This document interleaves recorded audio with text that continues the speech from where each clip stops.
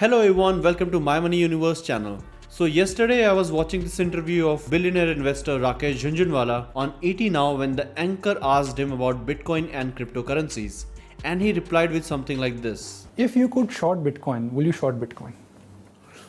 Well, I would short Bitcoin at some point, but not at this point. Are you bearish on Bitcoin as a people what they're saying that it could be alternative currency, or you don't like blockchain as a technology? No, it's not question of blockchain as a technology or a product. My sheer arguments are two. They can never replace currencies. But currencies can't fluctuate 10% a day in value, 5-10%. Second thing is the first sovereign right of a country is to issue currency. Any currency, do you think they will give up that right? And third thing is, can a currency be something which anybody can create? So for, I think all these three reasons, I am not interested in Bitcoin. So he gave 3 points against Bitcoin.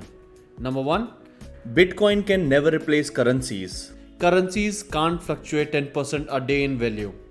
Number 2, first sovereign right of a country is to issue currency. And do you think they will give up that right? Number 3, can currency be something which anybody can create?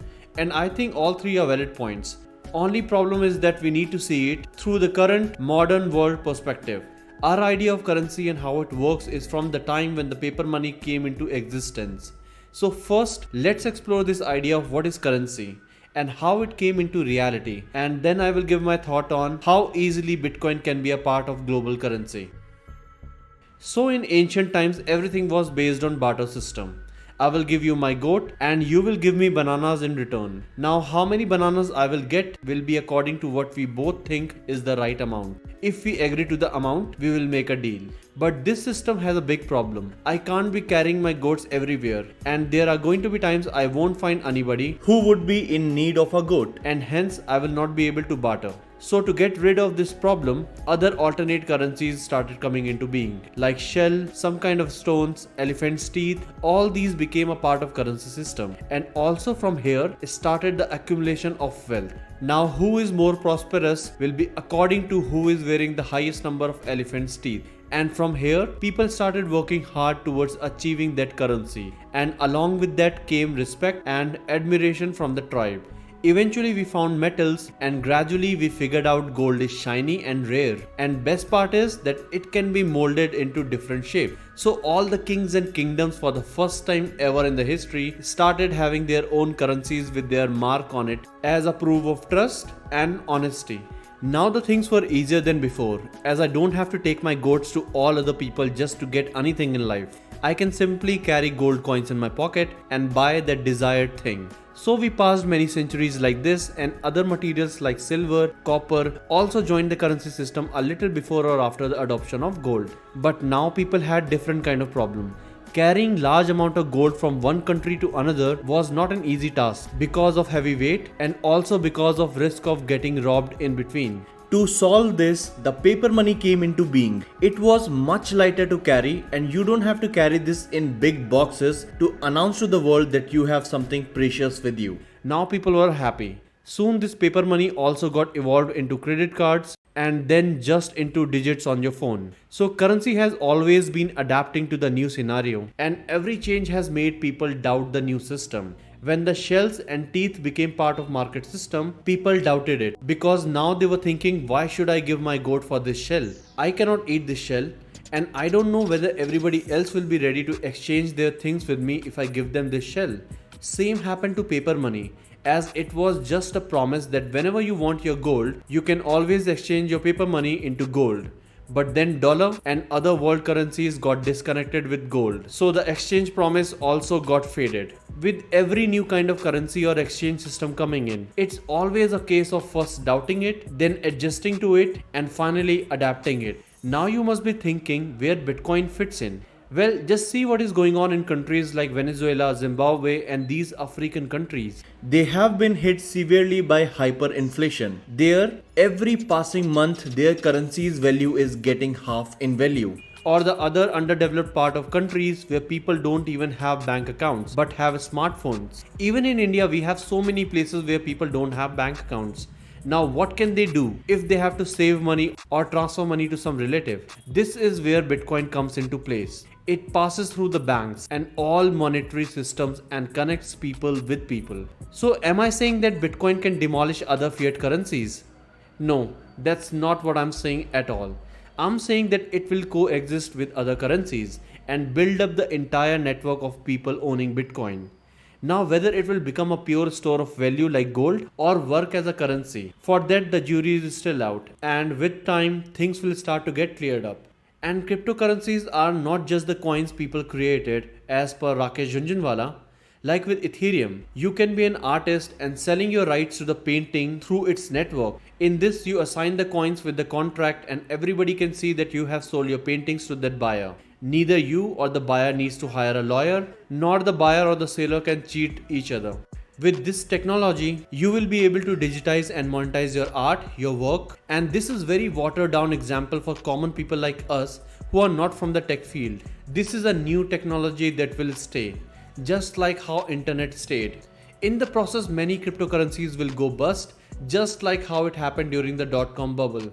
But out of these will come out a company that will be like Amazon or Microsoft or the next Apple.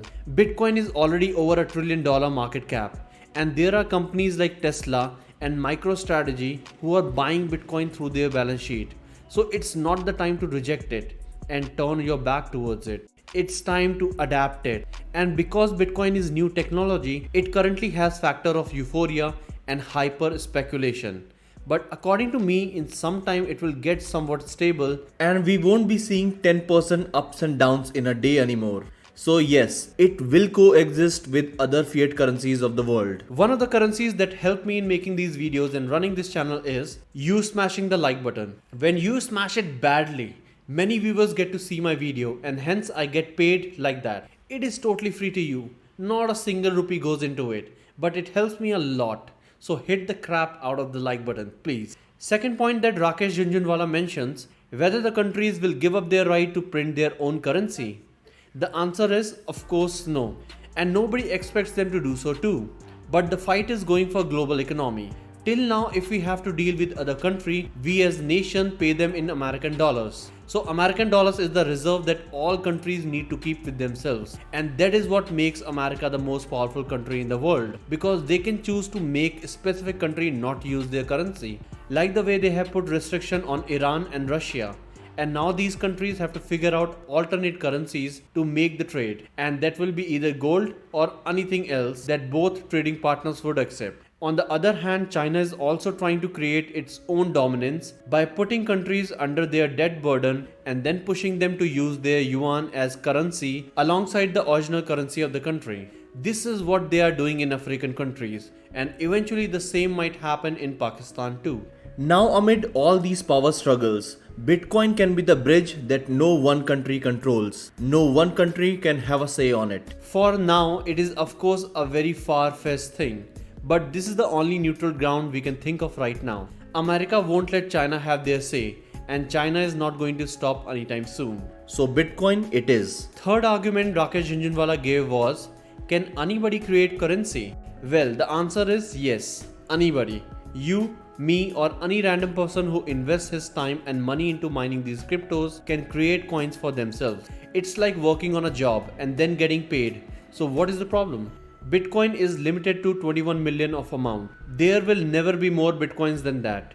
So it's not like you are just sitting at home and earning money by just printing notes like in video games. You need to invest heavily and pay for huge electricity bills to mine Bitcoin. And it's getting harder and harder every year to mine. It is one of the big businesses out there now. Think of it as a new version of gold mining. You could have said the same thing earlier about gold miners. That they can just bring the metal out from the ground and get rich? How stupid is that? But that was the way people had made money in the past. But it is new age now, with new concepts and new ideas, and hence the concept of money and technology will change too.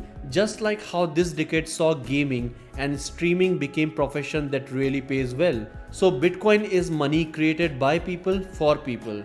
Government can no longer just keep printing money and keep devaluing the hard-earned money of people. It's better we look into it today and teach ourselves more about it rather than neglecting it, and one day eventually became slave of it. Like how we are slave to Apple, Amazon, Google.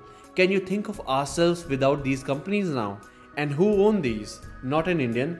And which nation gets the money from it? Not India.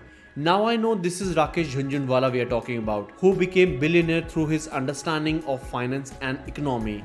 And I am basically nobody. But with all humility and respect, this is my side of the story. Where do you guys stand? What do you think is the future of cryptocurrencies and especially the Bitcoin? Write down in the comments below.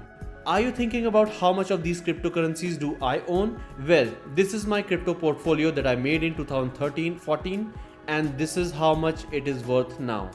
To know the whole story of how I bought it and what is my future plan for crypto portfolio, check out the video from my channel.